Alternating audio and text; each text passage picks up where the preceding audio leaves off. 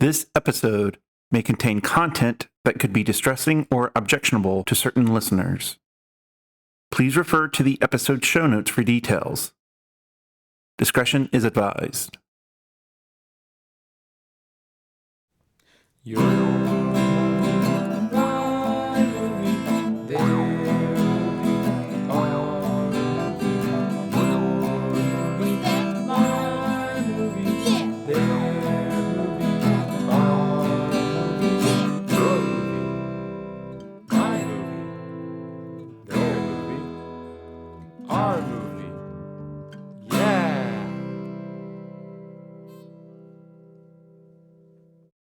Hello, listeners. Welcome to Your Movie, My Movie with Dan and Steve. I'm Dan. And I'm Steve. This is a podcast where one of us picks a movie to watch and we discuss it together. In this episode, we're talking about one of Ciara's picks, the 1997 movie Eve's Bayou, starring Samuel L. Jackson, Lynn Whitfield, Debbi Morgan, Vondie Curtis-Hall, Branford Marsalis, Lisa Nicole Carson, Journey Smollett, and Dion Carroll, and was written and directed by Kasi Lemmons. We will be talking about spoilers, so if you want to watch the movie first, now's the time to do so. But before we talk about the movie, Dan, who would you recommend this movie to? Thanks for asking, Steve. I would recommend this movie to anybody who loves intrigue and mystery that's not really mystery, but is mystery, and anybody who grew up in the South. Okay. Interesting. So Steve, who would you recommend this movie for? Well, Dan, I would recommend this movie to those who would prefer to watch a, if you will pardon the pun, darker version of To Kill a Mockingbird. Interesting.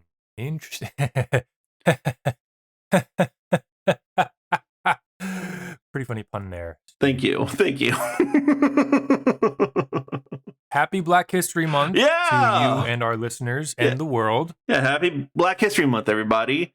Eve's Bayou was Ciara's pick for to celebrate the month with on our podcast. Unfortunately, she cannot be here to record with us, but we still wanted to talk about the movie. So, yes, here we are. Before we go on in discussing the movie, Daniel, would you like to do your 2-minute plot summary? Sure. Yeah. Okay. So 3, 2, 1, start. Okay, so it's the Bayou. It's a city called Eve's Bayou, and the story follows basically a family. Samuel L. Jackson is the dad, and Journey Smollett is the daughter. I'm looking up the letterbox right now to get all the character names because there's a lot of characters. Okay, all right. Eve is the main character. She's a young girl, and basically the audio starts in the beginning with, "I was 10 years old when I killed my father," and you're like, "What the heck is going to happen?" So you kind of basically see these characters and how they interact. You see, Samuel L. Jackson is Louis Baptiste, and he is a small town doctor, but a learned and educated man, and he's also a ladies' man. 1 minute. You see, oh shit, okay. You see the mother, Roz Baptiste, as this very elegant, refined woman, and a host. You see Roz's sister, Louise' sister, Moselle, and she's a sort of fortune teller therapist. counselor. And they all kind of live together. 30 Samuel L. seconds. Jackson and his sister and his wife and their two daughters, Megan Good, who is Cicely, and Eve, who is the younger sister.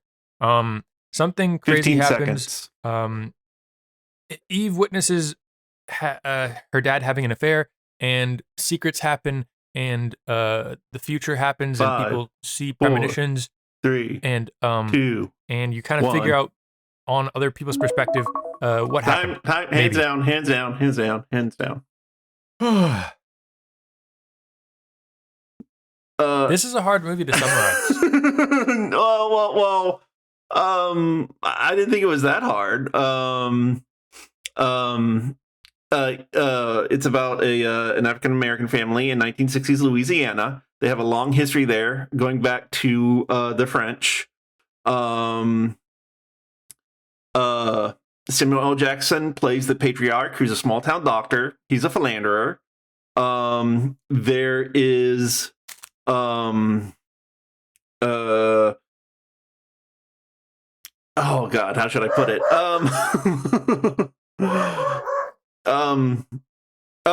So they have 3 children. The oldest daughter, the youngest daughter, and the youngest boy. The oldest daughter is going from a teenage girl to a woman. She once acted romantically towards her father. It went very, very wrong. Voodoo is a big part of the story.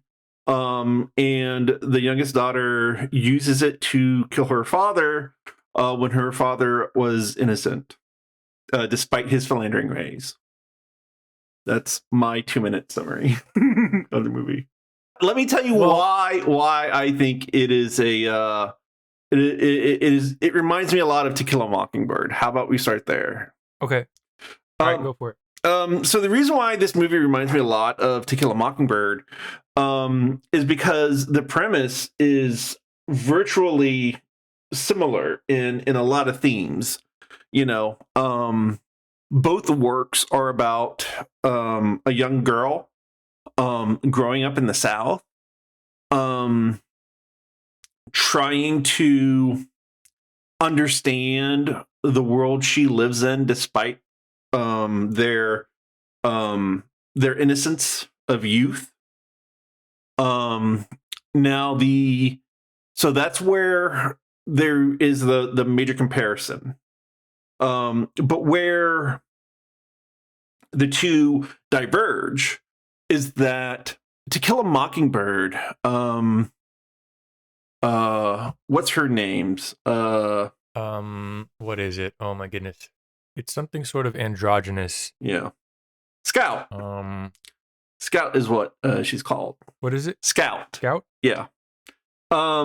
Whereas Scout's father, Atticus, he is like a pillar of his, small town, as a lawyer. And his portrayal is very, what's the word? Idealistic. Because he defends an African American man, with all he can during a time when that was looked down upon by a white man. And so since then, the fictional character of Atticus has been held up as an ideal for lots and lots of lawyers in this country since then. Whereas Samuel L. Jackson's character in Eve's Bayou, let's see,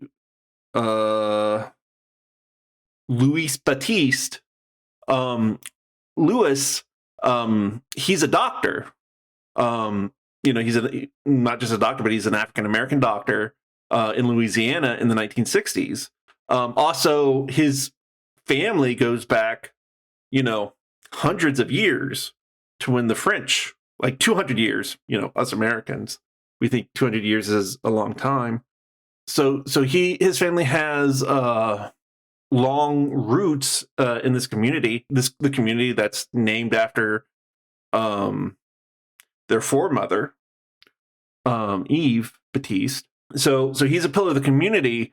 He's a doctor. He's worked, hard for his accomplishments. He's worked hard for his position, but he's a flawed man because he's a philanderer. He is a serial cheater. So, and that's why, this is a darker version of To Kill a Mockingbird, whereas Atticus from To Kill a Mockingbird has virtually no flaws. Luis Batiste has plenty of them. And this is a complicated movie because his flaws lead to his downfall, even though he is innocent of what he is accused of. Is he? Yeah. I see what you're saying. Yeah. He's innocent of the reason why, young Eve, his daughter, decided to kill him with voodoo. Well, I would say I don't know about that. I don't know. I don't know if he's completely innocent. Okay. I think that's kind of what the ending is about, is that it's a little ambiguous. And I think that's what this movie is about, is memories. Memories, the word gets used a lot in the narration at the beginning and the narration at the end. Because Cicely, let's see, that's the older sister. Yeah. Megan Good's character. Yeah. It's kind of like, okay, Cicely is, she gets thrown into a depression, like 3/4 of the way through the film, or like 2/3 or whatever. And it's kind of unclear why. And eventually, she spills the beans to her younger sister Eve, and she says that basically, her mom and dad were fighting. She went downstairs to see her dad and to comfort him. And she kissed him, and then she kissed him again, and then and then basically he started kissing her back and wouldn't let her go, kind of thing. And then she pushed him away, and then he slaps her. And then she runs away. She runs off. Yeah, and then the way that we're meant to see it is that Louis slapped Cicely because she was fighting off his advances in that moment, right? Yes. Okay. Yes. Okay. And so Louis, or Louis, I forget how it's pronounced in the film. I think it's Louis. He dies, but I could be wrong. Okay. You said, do you think it's Louis? Yeah, I think it's Louis. Okay. So Louis dies, which we'll get into, but essentially there's a letter that he writes to his sister. We have to mention why he died. Well, or why, the reason why Eve thinks he died is because Eve visited a voodoo woman to curse him in some way. And then the voodoo woman asked Eve if she's sure he wants the cursed person to die, because Eve didn't tell the voodoo woman who Eve wanted dead, and Eve was like, "Yes, I want him to die." So the voodoo woman, played by Dion Carroll, she put the curse to kill him, but that is not what Eve expected. Eve expected a voodoo doll but that was not what was provided. So now that the curses are going to take effect, it is out of her hands, and she doesn't want her father to die anymore.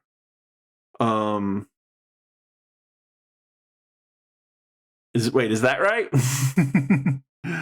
Because yeah, basically. yeah, okay, yeah. And so then Lewis gets killed. He gets killed because he is at a bar with a married woman, and her husband comes to the bar. And they have a fight, and then the husband shoots and kills Lewis, and that's how he dies. And then in the aftermath of that, Eve finds the letter. Yeah, and the letter is from Lewis's perspective on what happened that night. Yeah, to his sister. To his daughter and Eve's sister. No, to his sister. It was to his own sister. No, the letter is to his sister. Yeah, the letter is to his own sister. Moselle. Yeah. Yes. But he's telling his own sister about what happened that night. From his own perspective. Yeah. And his perspective was that it was basically he was drunk and it was an accident, and he realized that she was kissing him like a woman, he says, as in like sexually or romantically, and then he slapped her, and that was the end of things. Basically, she ran off, and he knew that he had lost her, is what he said. Yeah. But we also so Eve reads this letter, and then she freaks out, and she runs to find her sister, and she's like, you lied. And she's like, what really happened? And basically, Cicely was like, I don't know. Because in that, you can't, it's about the intentions of those people's hearts, like, was he coming on to her, or was he, he says that he allowed her to idolize him, basically. Yeah. And she was definitely a daddy's girl. Yes, and he enjoyed that about their relationship, and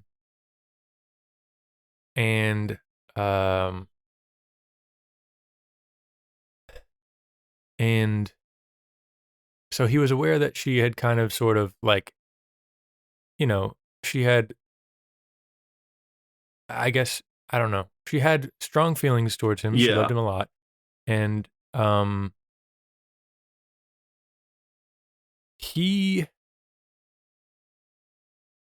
I forget what he said, but basically, he said, I wish I had like a transcript, but he basically said he gave in for a moment to the filial comforts of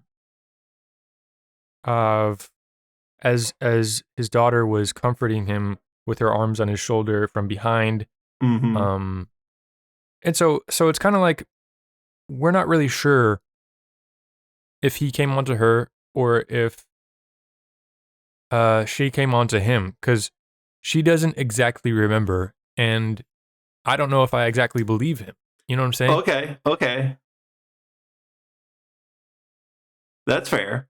On one hand, that is fair. I think that's absolutely fair. On the other hand, Wikipedia says, and I quote, confronting Cicely, Eve uses her second sight to discover what really happened. Her findings corroborate her father's testimony. So now, united in understanding, the sisters burn the letter and discard it into the bayou before standing together and holding hands, gazing at the sunset. But on the other hand, Wikipedia has been wrong about other things before, and that interpretation of the movie could absolutely be valid. So, Yeah, I mean, I wonder where they got it from, because I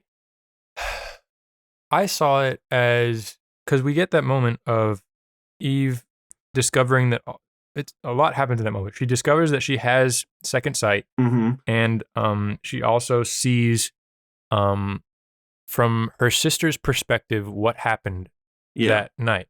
Yeah. But it's not clear, if you remember, if I'm remembering right. Okay. It's not clear at all. It's kind of like flashes of images and words. Whereas, in the sort of black and white cutaway that we had before, it played out much more like a scene.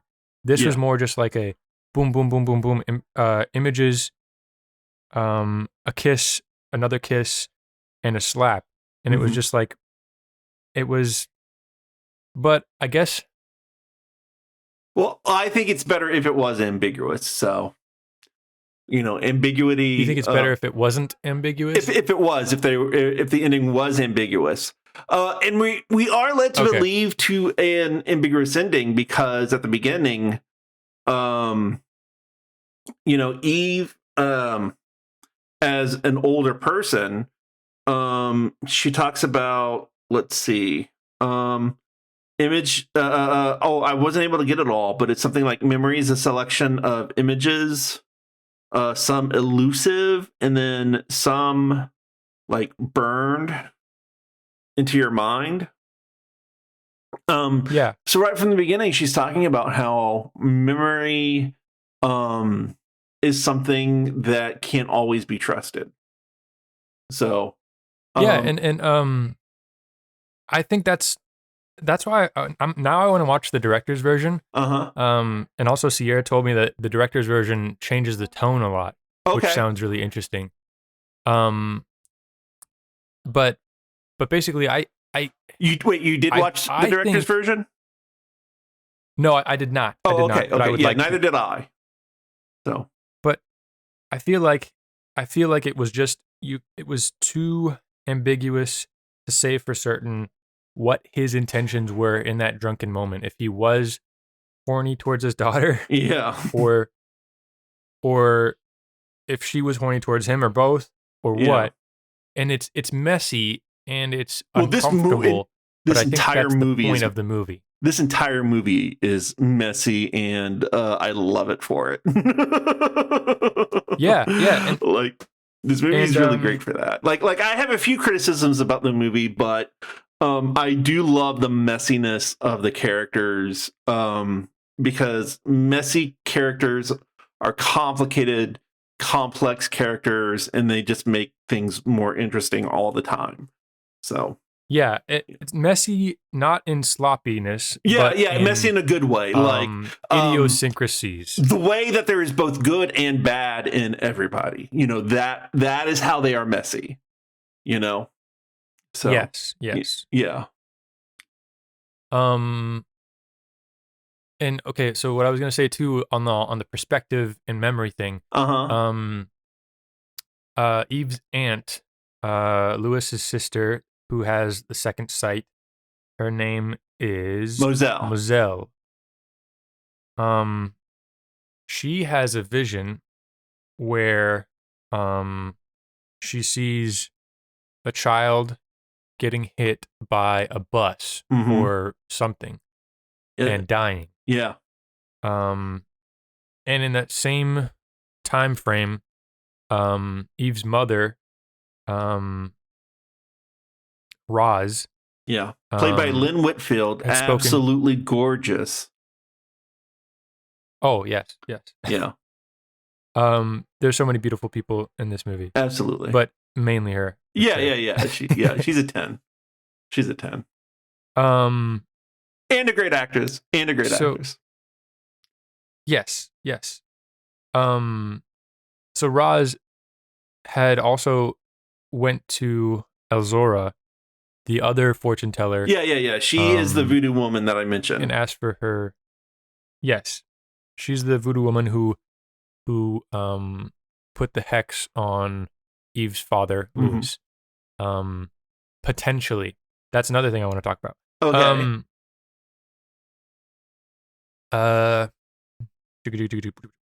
Let's see. What was I talking about?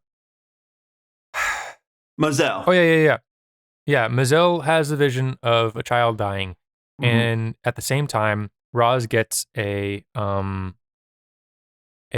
reading from Elzora to tend to your children, and in 3 years you'll be happy, basically, because she's unhappy with her husband who's cheating on her. Yeah. On her, and so that's her advice: tend to your children, and in 3 years you'll be happy again.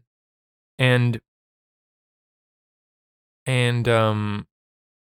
it's kind of like the Oedipus Rex sort of thing, where Oedipus Rex is given like a prophecy, and then it comes true, but in a way that he doesn't expect. Yeah. Because both of those, the vision of the child dying and the reading of the Elzora saying, tend to your children, happened at the same time, so they assumed that they were related. They assumed that one of her children was going to die by getting hit by a bus. And so that entire summer, for like weeks or months, she doesn't let the kids leave the house. She has... Can we talk about that for a bit? What's her name?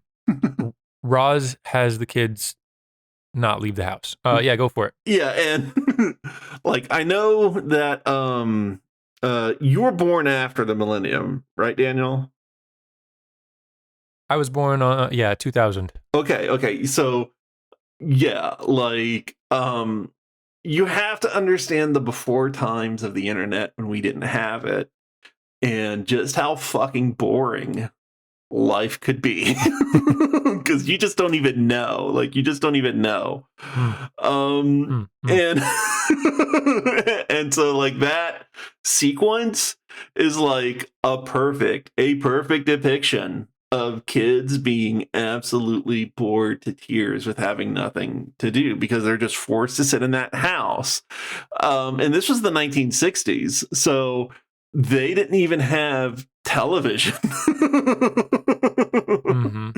Yeah. You know, and on one hand, you know, so what do they do? I think they like put on like Shakespearean plays.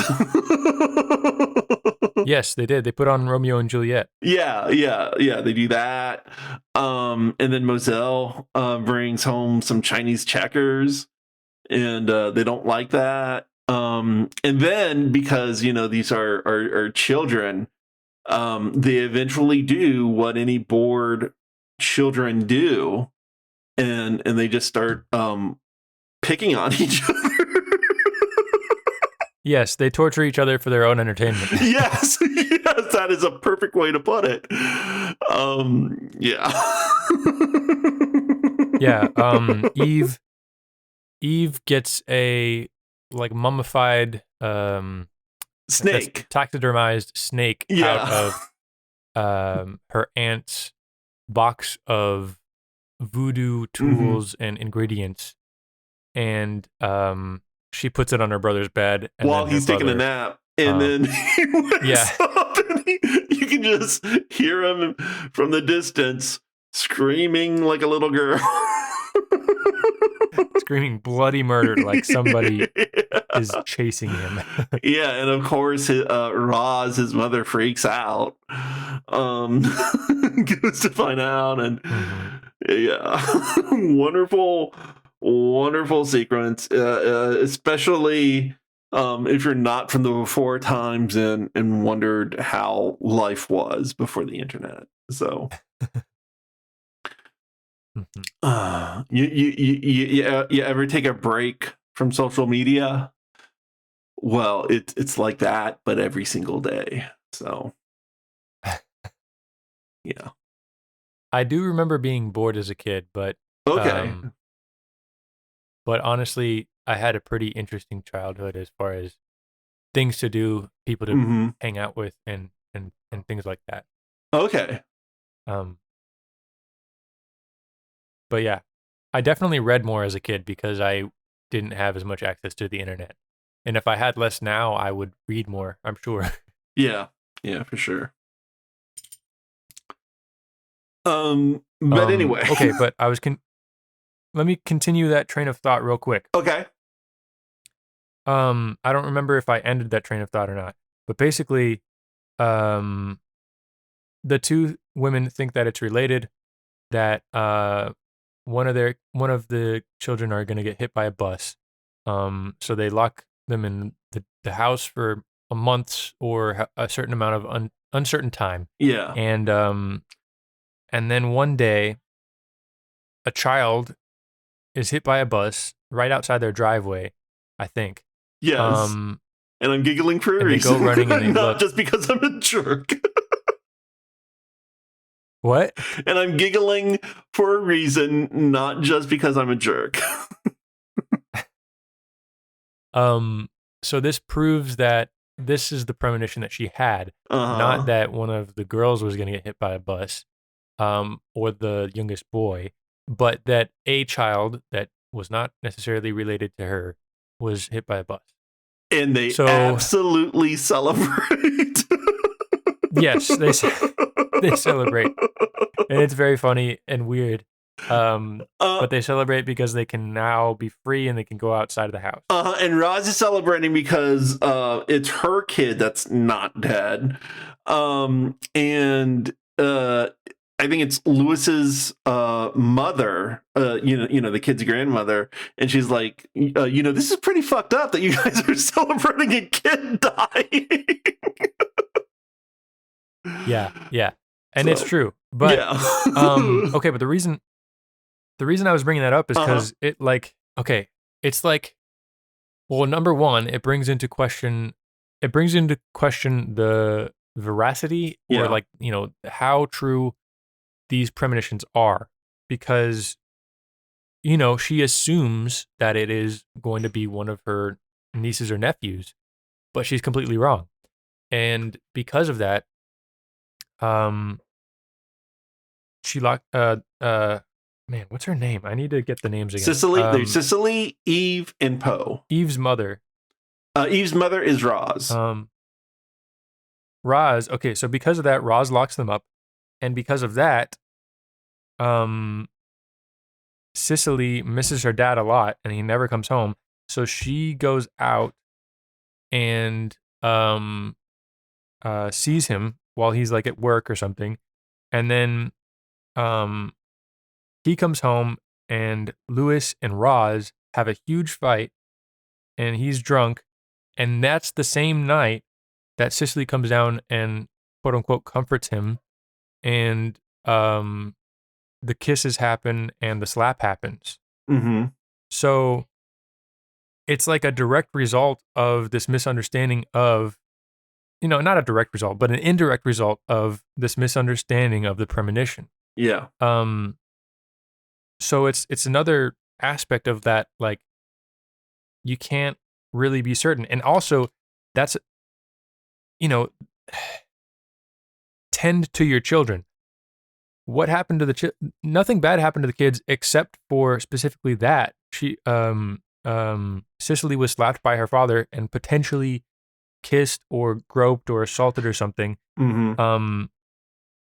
And that's what happened. That's why she should have been tending to her children. It was an inside factor, not an exterior, factor. So it's again, I'm solid on that. The ending should be taken as ambiguous. That's what I'm trying to say. Okay, yeah, I agree, because let's talk about why Lewis got shot. And it's because she had been sleeping with Maddie Moreau, who is the wife of Mr. Moreau. And I believe he's a teacher at a college. And so he is away in New Orleans. What's that? In New Orleans, yeah. Yeah, okay. So he's away a lot. And so Maddie, she doesn't like to be alone, so she seeks attention from other men, and Lewis is more than happy to give her attention. And the thing is like, you know, in the before times of the internet, children were, they were free range. They could just, you know, go wherever they want. And as long as they were back in time for, you know, before the street lamps came on, you know, they were fine. And then that's one of the things that where, okay. So, Eve said that, she killed her father. And this might have been what you mentioned, that it may not have been the voodoo curse. Because yes, on one hand, Eve gets Elzora to do the curse, but what Maddie also does is, because she's pissed at her father over Sicily, she gets Mr. Moreau to thinking about his wife Maddie and Lewis being together. Yes. Eve sees Maddie's husband at like the market, and she basically plants the idea, or you know, insinuates or brings it up in an obvious way to him that she doesn't seem like a lonely type of woman. Yeah, that's how they put it. And Lewis doesn't seem like a lonely type of man. Yeah. So, and they're both out late a lot, kind of thing, or you know, she could be out late, and Lewis is out late a lot.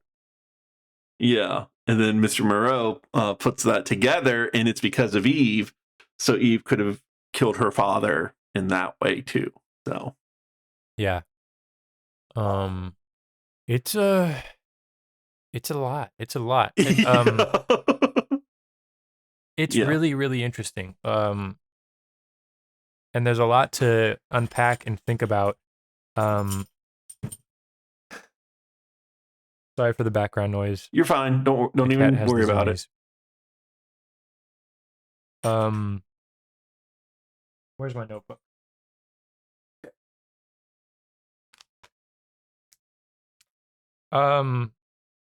It's just a really layered movie, and I love layered movies. And it also, honestly, it feels like a novel. I don't know if it was based on a novel, but it definitely feels novelistic. No, the director wrote this as a screenplay. So, and I could even see this as like a stage play. You know, it just has that kind of sophisticated feel to it, you know? Yes, and it would work great as a stage play because so much happens at the house. You know, there's parties and events which conveniently bring people together at the house. You know, things do happen around the town and things like that. But, a lot of it happens at the house. Yeah. Let's see.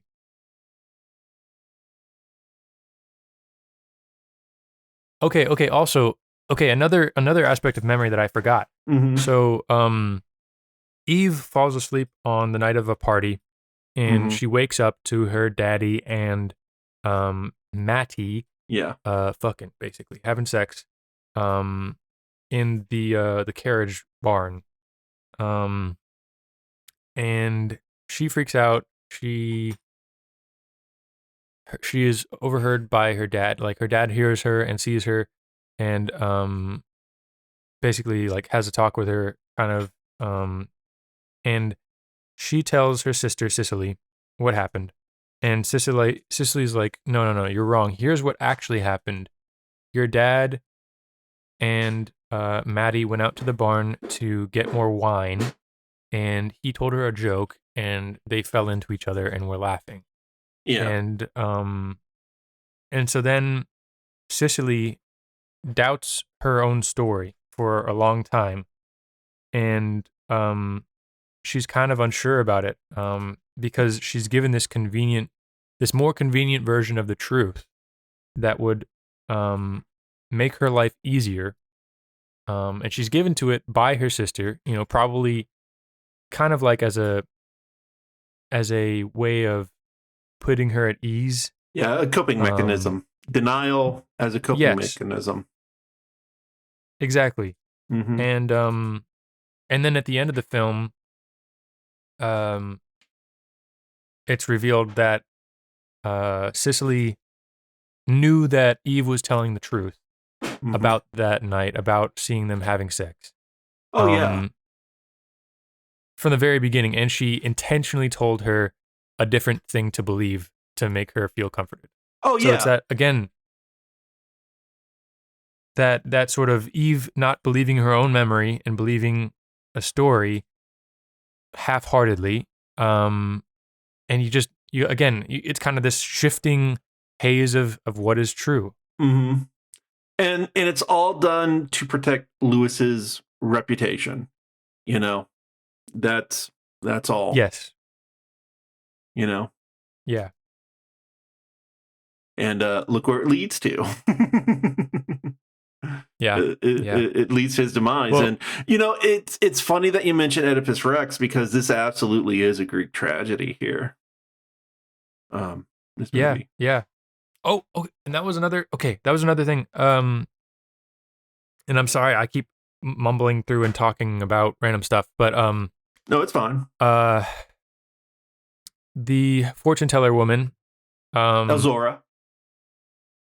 Azora, I feel like she didn't even put the curse on Lewis. the hair, because um you know, you see her and she's trying to basically avoid, and maybe she does, maybe she doesn't. This is again uncertain, but um she sees that Eve is upset, and so she's kind of trying to figure out what's going on and how to help this little girl, and also, you know, get $20 from her, because Eve has $20 to give to this woman. And but when Eve comes back on like Tuesday or whatever, um basically, Azel is like, I already put the curse on on the person. Um I didn't do a wax. I mean, I didn't do a voodoo doll. I did like a wax coffin, and I put the hair inside the wax coffin. You can go dig it up, but you might, but I don't think you'll find it.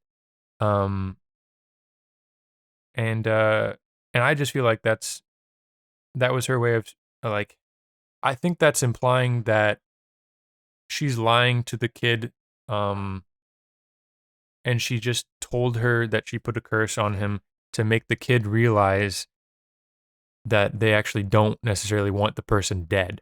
Right. Um, because then we see her, like, Azel, I think that's Elzora. cackling as Eve, Azora, thank you, Azora, cackling as Eve is leaving, and it's like, this doesn't seem like like necessarily like a realistic thing, that this person would do, unless, you know, maybe she thinks it's funny, but it's like, it's also very much from a child's perspective. Yeah. That's This witch woman is cackling because she's fucked me over, and I didn't expect it this way, you know? Yeah, that's what I was just about to point out, is that Eve might be something of an unreliable narrator here, because she's basically narrating this from her memory, which she has already said, memory is an elusive thing and is inherently unreliable. So yeah. Yes, yes. Mm-hmm. Yeah. Sorry, I feel like I'm that, but yeah, this movie is so interesting and fun to talk about because you see those little glitches where you're like, that maybe doesn't line up. Yeah. Yeah. Yeah. One of the Mhm. we're talking about, we've talked about how Eve, like, looks back in her memory and how they kind of do that, at the different points. But one thing I want to talk about, unless you want to talk about something else, is like how Moselle talks about herself being cursed. And she talks about her 3 dead husbands. Yeah. Or dead lovers, I suppose you could say. She has 3 men who have loved her and they've all died. And then there's this really great sequence that happens where she talks about so it. Good. Where she's looking into the mirror, and so we see the mirror's reflection of her, but like in the background of the reflection or the men that she's talking about, and she's talking about how she married a man who loved her, who absolutely loved her, but then she met another man who was like so passionate about her that she couldn't say no. And then her lover came to her husband's house and demanded that Moselle leave with her. And then that was when her husband told the guy, "Hey, no, I'm not letting you take her." So he pulled out a gun and shot her husband. And just the way that sequence goes is just, I think that's the best part of the movie, to be honest with you. Like it's so engaging, It's amazing. It's like it's a long take too. I don't know if it's a oneer, but it is. It feels like a oneer. Yeah, and it feels magical, even though it's so simple. It's not even really a trick. It's just like a playing with perspective. Yeah. It's so effective, and it's so interesting, and it's so mysterious and magical, because she has this like relationship with mirrors throughout the film, where she sees people that have passed, mainly her husbands, in mirrors. It's a great scene. It's well acted by her and by Eve and the 2 men. It's amazing. Yeah. And Eve, has that gift as well. And one thing I want to point out is that both Moselle and Eve, as well as her younger brother Poe, they all have like reddish hair. If you notice. Okay. Because they are not just of African American descent, but of French descent. Because Eve mentions that when the French were here, a man named Jean Baptiste, he got sick. And Jean Paul Baptiste, he was a Frenchman, and then he got sick. And then he met a medicine woman named Eve, and then he fell in love with her. And she gave John Paul 16 children, and John Paul gifted her the Bayou that bears her name, Eve's Bayou. Well, it's that, and also he gifted her freedom, I believe. Oh yeah, that too. She was his slave, I think. Yeah, that too. Yeah. Well, they married, is what I'm saying, or I suppose. But what I'm talking about with the hair is that, I think it's symbolic of that gift, in their family, possibly. Interesting. Yeah, the connection that Eve has with her aunt, that mystical connection. I don't want to, disagree to be a dick, but I think that her brother also has similar color hair as her. So I'm not sure if I agree with that interpretation, but also I'm a little colorblind. So I don't see reds very well. So okay.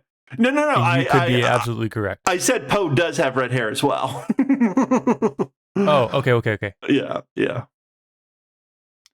But he's just the youngest brother, and is a bit of a shit, and I was in that position, so I can see how he doesn't count for much in Eve's recollection. So, but it's also that thing where women are inherently more mystical than men are, anyways. I mean, both of the mystical people we see are both women. So. Mm-hmm. Well, all three technically. Yeah, all three. Yeah, counting Eve. So yeah. Let's see.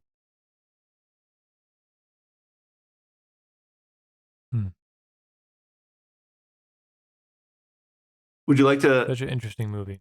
What's that?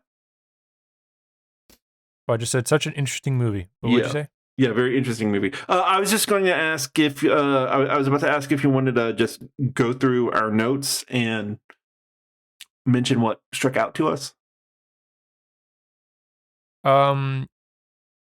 First I want to talk about the cinematography a little bit.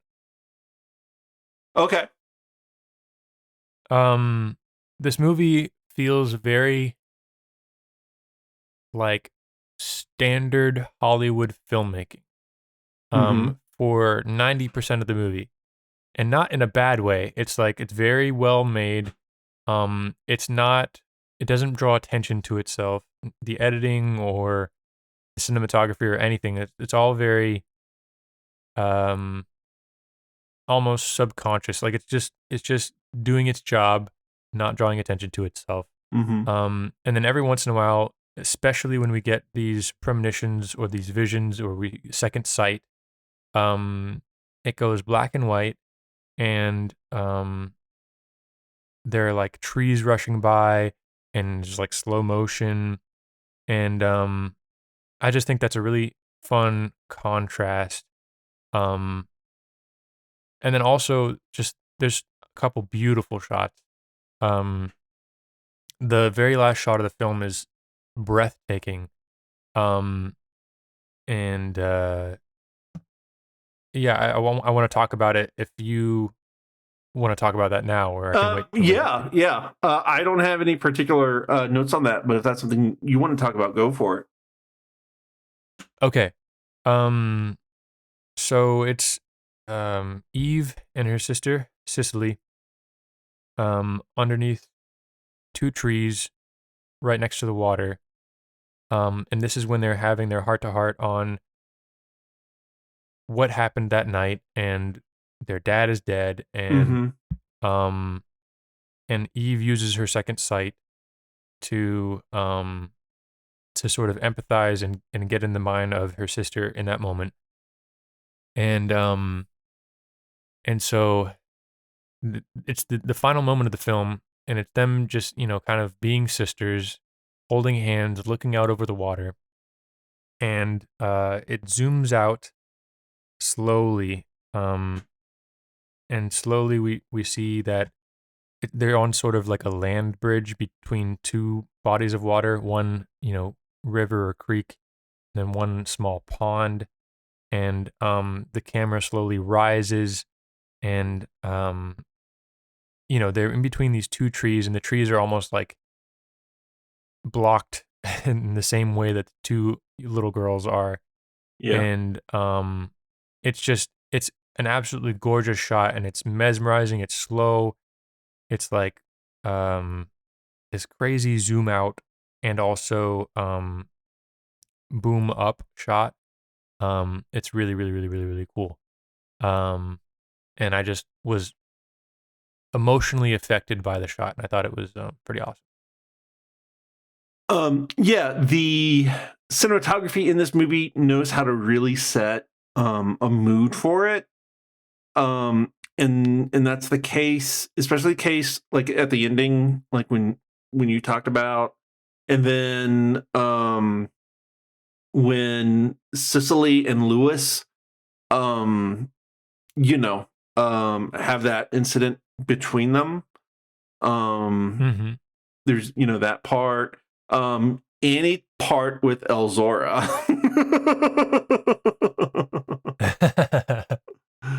You know, Mhm. they really know how to set the Mhm. tone for her. So Mhm. This, from what I remember, the cinematography, it was absolutely great. Yeah.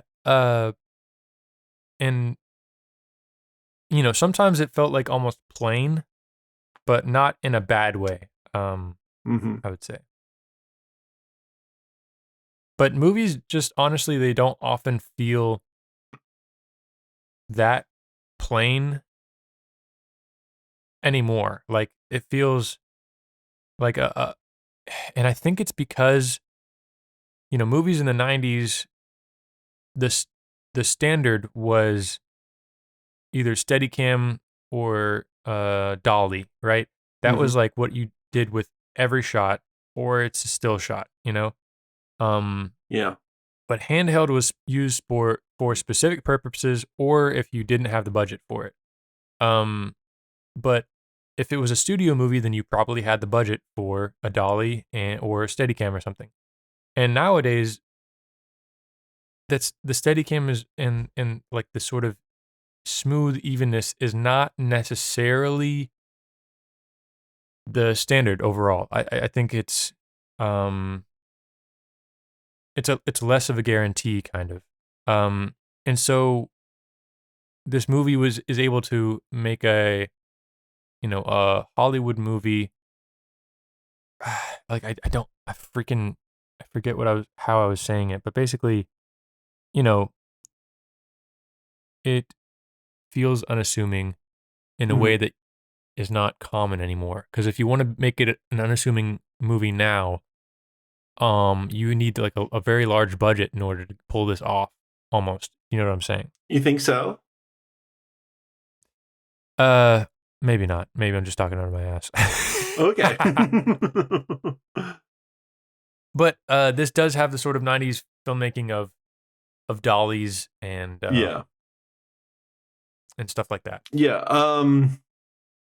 Looking at Wikipedia, it mentions that the budget for it was 4 million, and it grossed 14 million domestically, which made it the most commercially successful independent film of 1997.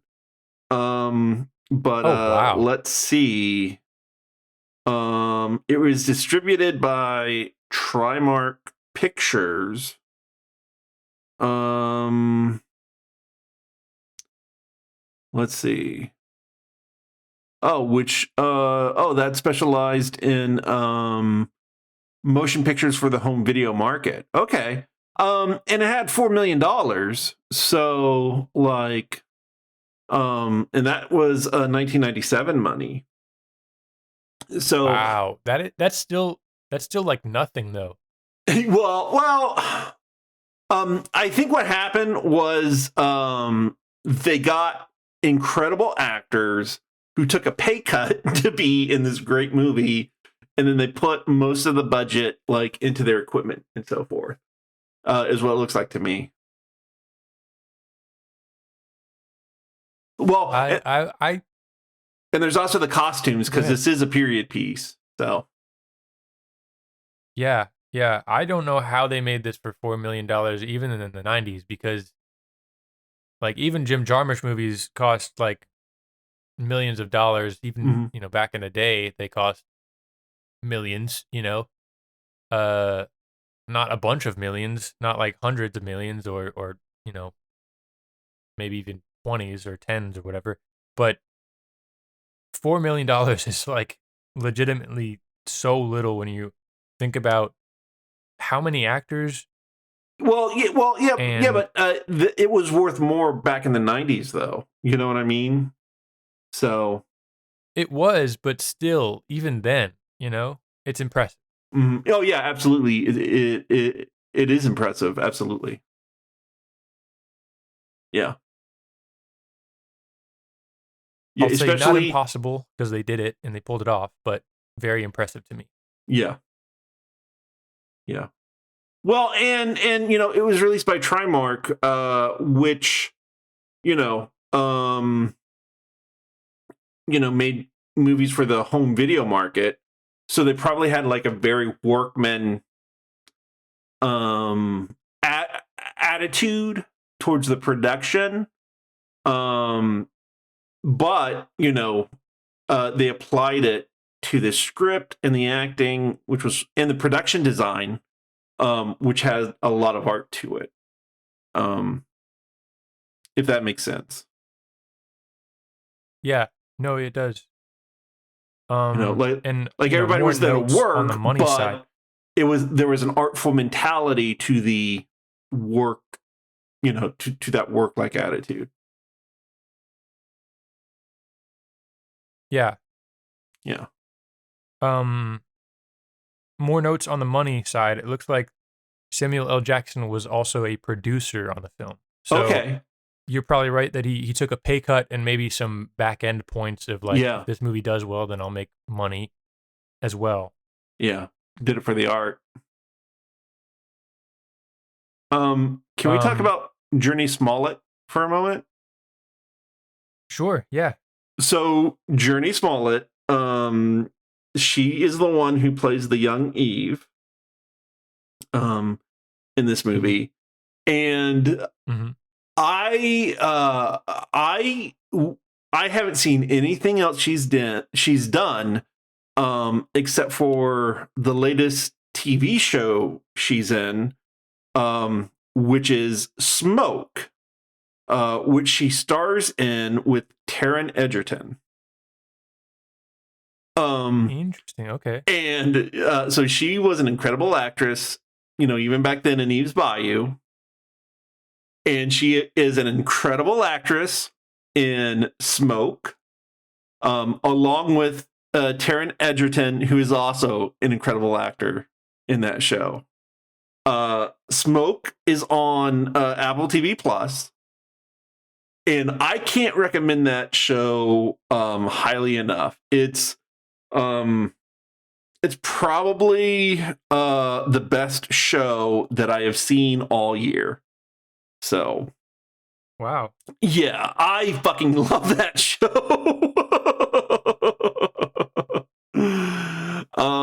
So if you want to see some more great, incredible acting from Journey Smollett, and if you're a fan of Taron Egerton, which I am, please be sure to check it out on Apple TV Plus. We are not sponsored by them, but nevertheless, it is a great show by them.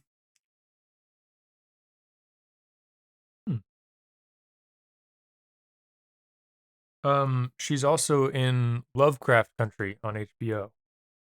Yeah. She's been in a lot of stuff. I just haven't, seen it. Seen the other stuff she's been in.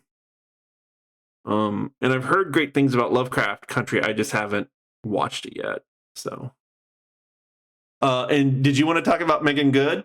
Well, I just thought Megan Good did great, and it was weird. It was weird watching this movie because I was so attracted to her in Brick and Biker Boys, and then she was like a teenager in this movie. So I was just like, okay, all right, just this is weird. It's weird being like, oh, this is someone I'm attracted to once they're older. That's weird. Okay. Wait. You mean you're attracted to someone in their older age, and now you're seeing them at their younger age? Yeah. But yeah, no, she did a great job. And she really does a good job of portraying someone who is an older sister, and who has, more understanding than the rest of her siblings about the world, but still not full understanding about the adult world. Yeah. She does a great job of kind of being in that teenage sort of middle maturity of knowing that her dad is a philanderer, but also not understanding the fullness of what that means necessarily, and it's just really interesting. Her character is very interesting, because she is protecting her younger sister Eve, while at the same time, like the scene is great whenever she sees her younger sister and her younger brother listening to their parents fight through the wall. And she's like, there's absolutely nothing worse a person can do than to snoop, basically. Mm-hmm. And they're like, what are you talking about? Whatever. And she's like, I'm going to tell you if you guys don't stop. And so then they run away. And then she herself sits down and listens to them argue. Yeah. And so it's an interesting, she's just an interesting character. Mm-hmm. And she is, infatuated with her dad. And that's a little bit weird and uncomfortable, but, any other actors' notes? Samuel L. Jackson did great. His French accent was a little weird. Okay. Or his Bayou accent, I thought was a little weird. But I could be, mistaken. Could be spot on. Let's see. But he did a great job of sort of being extremely charming. Oh, and, yeah. and he knew the part he was very playing. likable. Yeah. Yeah, he knew it hands down, and it just came natural to him. Another thing, let's. I'm down to read through our notes now if you want to. Okay. Do you want to go first, or do you want me to go first? Doesn't matter to me. Okay. Well, let's see. Let's see what I have. Eve gives Poe chocolate-covered bees. Children serving champagne to the adults at the party. Mm-hmm. Let's see. Yeah, Cicely went to visit Daddy and go to the beauty parlor, and then Roz slaps her for it. And then there's a rainstorm afterwards. We learned that Moselle is cursed, and all the men she loves die. But then she's met by a man named Gray Raven, who seems to be wandering the country in search of the wife he loves, just so he can divorce her, and then marry Moselle after a night. That's not exactly what happened. It's not? No. He's wandering the country. He's looking for his wife to get her back in the beginning, and then he goes to her. He goes to Moselle. In order to have her tell him where his wife is. Yeah. Moselle tells him she's in love with somebody else, and even if you do find her, basically she's not going to come back with you. And he's like, all right, okay, I kind of figured. And then they fall in love after that. Okay. And then he's like, I still do want to find her though, so I can divorce her. Yeah, and well, he wants to divorce his wife so that he can marry Moselle, and Moselle's like, no, you can't marry me. And then Moselle tells Gray Raven that she's barren, and then Gray Raven says that you're not barren but wounded, and I'll plant seeds in you. In your heart. Oh. Is that what he said? Yes. The heart. Okay. Well, he puts his hand on her heart and is like, I'll plant seeds in you here, basically. Okay, maybe I missed that which little bit of visual which eventually language. will lead to him planting seeds in her ovaries. Okay, I must have missed that cinematic language there.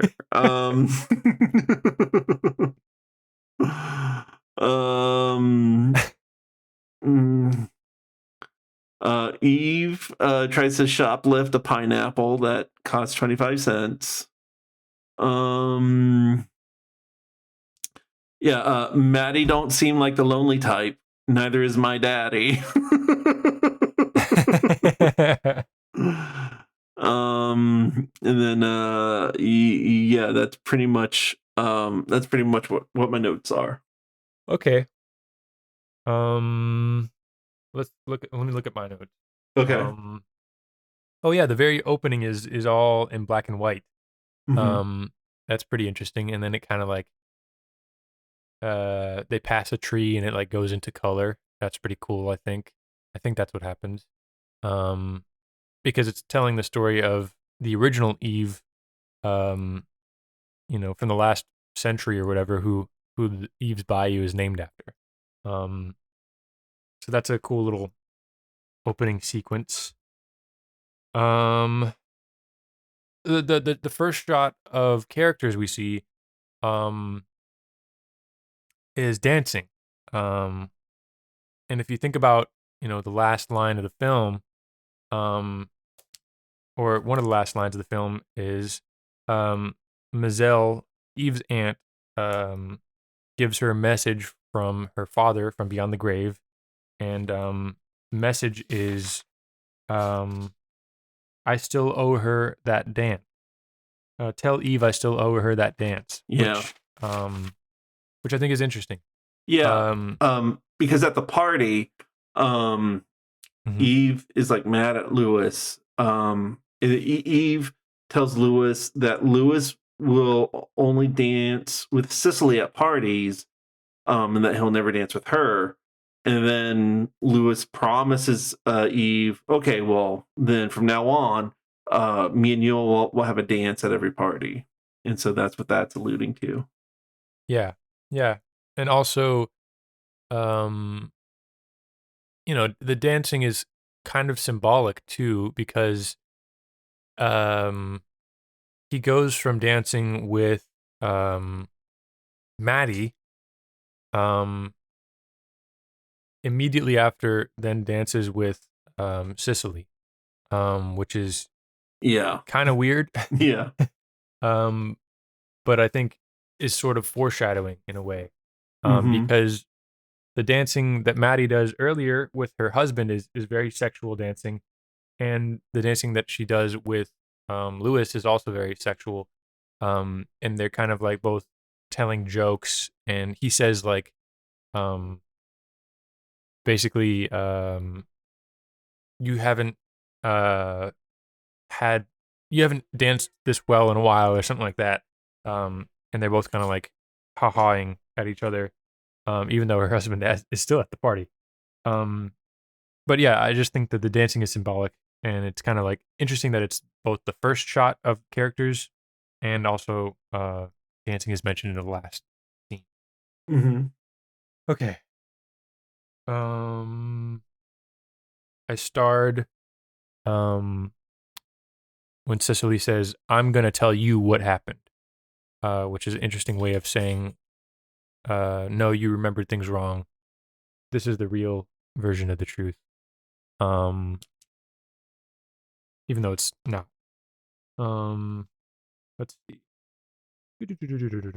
Before I did counseling, I could look at people and see most everything, but my husband's, I could never see a thing. Uh, Blind to my own life, which I think is interesting. That's a quote from what's her name? Lewis's sister, yibbity yibbity yibbity yibbity, Mazel. If you're quiet, you'll be able to hear. There's a cool little sequence where Eve is in the other room as Mazel is taking clients for her counseling, her prophetic counseling. Hmm. Um, and it's kind of cool that we get to see that side of Mazel, and also Eve grows in understanding and learning a little bit. Yeah. Mazel is basically low key making Eve her apprentice because she knows Eve that has that gift. So that's why Moselle lets Eve stay in the other room while she talks to clients wanting fortune telling from her, so that Eve can pick up Hmm. on those things herself. So, Interesting. Okay, so you think that she already knew that Eve had the second sight? oh, absolutely, absolutely, yeah, Okay, yeah, because I wasn't sure, and I'm not saying that you're wrong, but I'm just saying the reason I wasn't sure was because there's a moment whenever Mizelle is like, "Why are you so angry at someone that you want to kill them with voodoo?" Because Eve is asking her about killing somebody with voodoo, Mm-hmm. and she's like, "Give me your hands. I wanna see what you know. Basically, I want to read you." And so Eve does give her hands, and she's not able to read her. Um, and Mizelle is kind of flustered. Uh, Yeah, and I thought she understood then, but okay, you're saying yeah, no. yeah, Go yeah. ahead. I think she always knew. Yeah, because Okay, okay. what happened a little bit prior to that is Moselle's husband died in a car accident. Um, Mm-hmm. and so, and Moselle has been in a depression because of it. And Eve is the one who goes to her house and says, like, "Hey, come on, get up. You've got clients you got to see." So that wasn't the first time like Eve has been there Mm. while Moselle has clients. Like Eve knows, you know, who Moselle is and what she does. And I think at least, um, no, she knows about it, and it's because Moselle sees the gift in her, and that is how that kind of passed down from one family, from one generation to another thing works in a family. I know because that's why how I've worked in the farming industry. So Mm. yeah. And yeah, I think and yeah, Moselle tries to read Eve and she becomes flustered, but it's because Eve is strong in the gift. So Um. Yes. Okay. Moving on. okay. Well, no, that's great. I'm sorry. Okay. um. I just I saw another note that I wanted to talk about. Okay, go for it. Um. Let's see. Let's see. Um. So Moselle and her sister-in-law Roz are walking along one day, and Roz is very upset because she knows that Lewis has been cheating. And they're talking about it basically. Um, and Roz says, "I wondered what happened with that woman. He probably fixed it." Um, and I just wonder, what does that mean? Is that supposed to be, an abortion? Oh, I'm Um, fairly certain that that's what it is. Yeah. and um, and that's another interesting layer of subtext because um,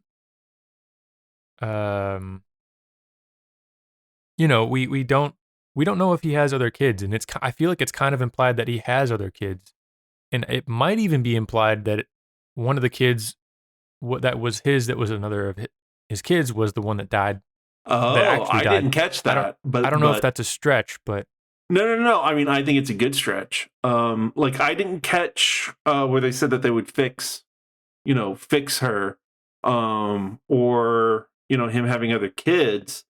But yeah, that makes absolute sense. If that's the case, further muddying the waters with the ambiguity in this movie, for sure. yeah. And I want to watch the director's cut to know if that's talked about anymore. Um, Okay, but okay. I just thought that was I wanted to bring that up because I thought that was potential interesting subtext stuff. right. Um, bum, bum, bum, bum. This is just like a lovely little detail that I enjoyed. There's a tree in the backyard that Cicely is reading on, and she's reading on this low branch, and the branch is so long and low that like you can see it move when she gets off. It's just a lovely sort of detail that you only get when you're filming on location, like in the same sort of area that you know your story takes place in, or that you're familiar with. You get these little details of these swamp trees that have branches very low to the ground, and Mm-hmm. Spanish moss, and things like that. Right. Uh, just an interesting line. Gray, what's his name? Gray Fox? Gray Raven? Gray Raven. Gray Raven knocks on Mazelle's door and says, "Am I disturbing you?" And Mazelle says, "I don't know yet." Yeah. which is interesting, but like very true, you know, when someone it's a fair response. And you know, it's just interesting as far as the "I don't know" is used a couple times throughout this movie, and it's Mm-hmm. you know, again, about uncertainty. Yeah. Well, it's also the days Mm-hmm. before texting and all that. An interesting line. Um, whenever Cicely is like spilling the beans on what happened the night of the storm, she says a couple things. She says, "It's not you, Rabbit. You're my only friend," basically. Yeah. And it's interesting that Eve has these other nicknames, Rab and Rabbit. But later she says that basically, I was afraid he might divorce us. And the "us" is very interesting there, because usually people say divorce, you know, my mom or something like that. But that's not the phrasing that she used, which I think is interesting. And it just kind of goes to show a little bit more of that infatuation she had with her dad. Mm-hmm. Okay. All right. Sorry. I know we're going long. This is the last page of notes. Okay. Mazel says, "I've lost so much. I have to find new things to lose." That's just a beautiful line. Yeah, that's a great line. Yeah. All right. The water, I feel like, is a symbol in this movie. Similar to like Ringu and the sort of Japanese understanding of the water that we Mm-hmm. talked about in that episode of sort of spirits and spirituality and not knowing what's underneath water. And, you know, I just feel like that's kind of feels like it's also in this movie. Well, yeah, and water tends to be like a very feminine element in mysticism. Um, Mm. Life started in the water. So you have the water as the womb, and this is Eve's Mm-hmm. Bayou. So very watery, swampy place, and it's named after a woman, a medicine woman. So Mm-hmm. yeah, for sure. Yeah, that is all purposeful in this movie for sure. And then one of the last things I wrote was you can really see and feel that the adage of "it takes a village to raise a child." And I think that's just part of the blackness of this movie. Hmm. Um, and also, you know, the time difference, but the blackness and also the time difference. Yeah, yeah. Because you really get a picture of this whole community and how they interact with these children and how, you know, they have a hand in influencing their lives. And you know, even from the fortune teller, you can kind of taking Eve under her wing for a moment and trying to figure out what's going on with her. Hmm. To you know, yeah, just the people she sees around town who know her. It's very the movie is very community based, which I think is interesting. Yeah, but this movie also shows the other side of that double-edged sword with Lewis and Roz, because Lewis is a man of the community because he's the most successful African American doctor in Louisiana. Um and so he's a man of the community. He makes house calls.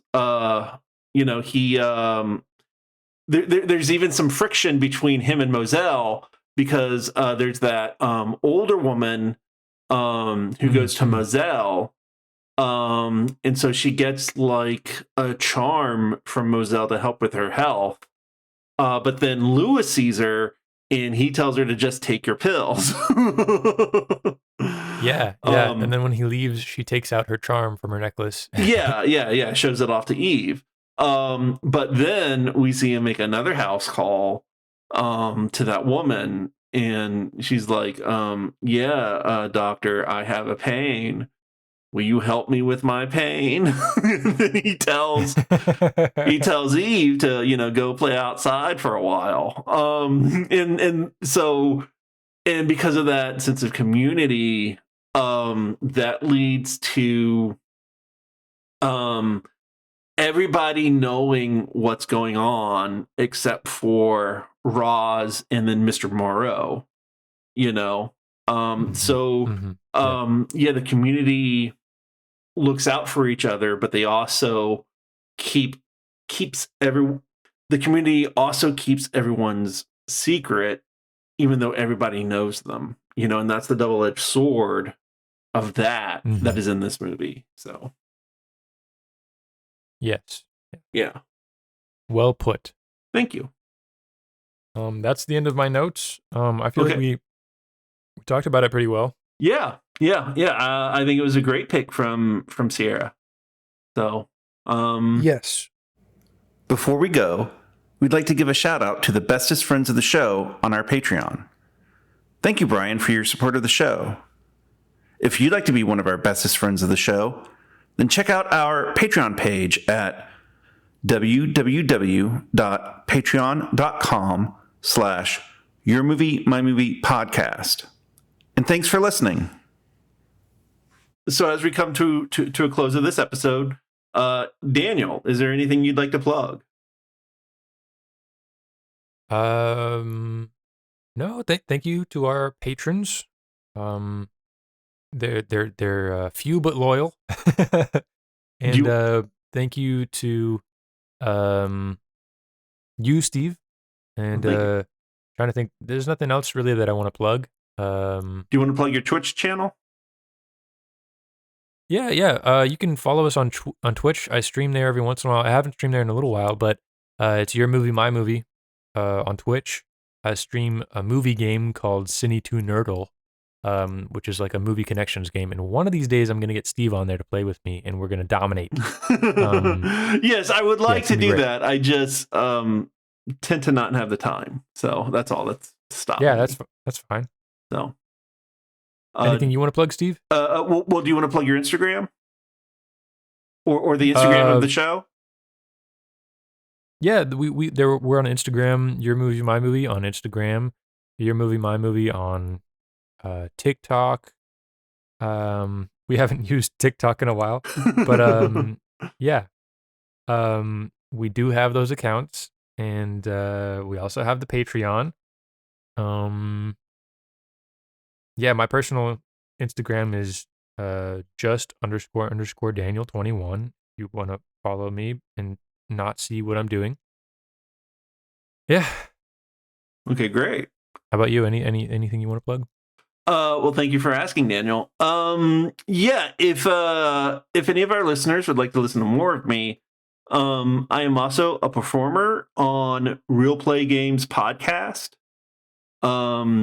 It's a podcast where it's an actual play for tabletop role playing games. Over this past Christmas, I was part of a scenario called The Sins of the Father. It's a Call of Cthulhu game. And if you know me and my general tone towards family members and Christmas, that series fits right in with that. I basically play an asshole to all my family members in that one. And the one that's coming out is Hard Times Beyond the Breach. And this is one of my favorite games that I have played on this show. The system is set in it's like a weird Wild West setting that combines the Wild West with fantasy. And it's played with cards rather than dice. I play basically a gunslinger. And it's the most fun I've had on that show performing. So yeah, if you'd like to listen to that, check it out. Hell yeah. All right. It's a good podcast. I've listened to many hours of it. Oh, thank you. So yeah, and with that, I think we're done. Thank you to Ciara for recommending Use Bayou. Yes. Thank you, Ciara. And okay, bye. Bye-bye now, y'all.